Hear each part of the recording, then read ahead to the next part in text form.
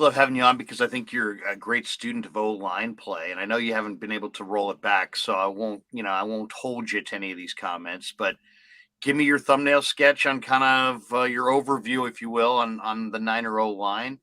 They played this game without Trent Williams. They're going to have to probably Mhm, go the next month without him.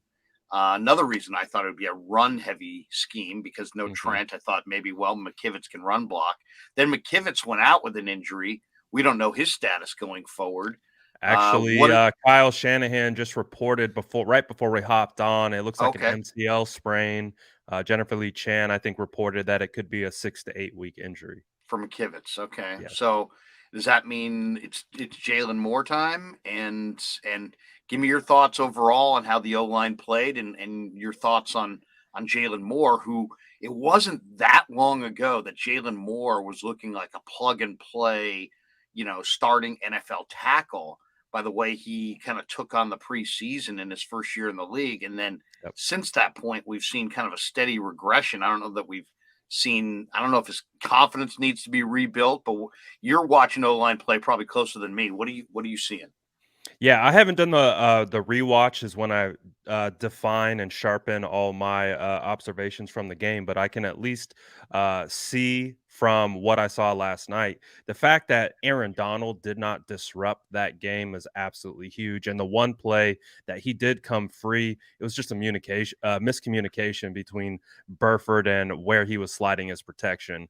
And that's been kind of the theme with some of these guys up front is I think they're capable, and I think they're more than capable. It's you're still seeing them gel and kind of come together and play assignment sound football. And as you know, from an offensive line standpoint, you can be supremely talented, but if you're not playing to your assignment, you're not playing to your gap, you're not playing to your leverage, it doesn't matter how good you are, you're going to find yourself out of position.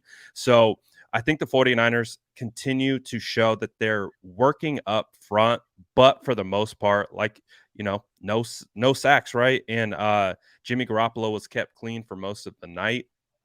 I still think they're trying to find their identity in the run game. You did have that really nice design play where it was like a pitch inside comeback type run that Jeff Wilson was able to find a crease and get a nice touchdown.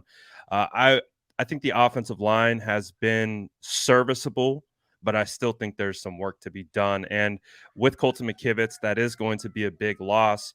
Jalen Moore stepped in from what I've seen.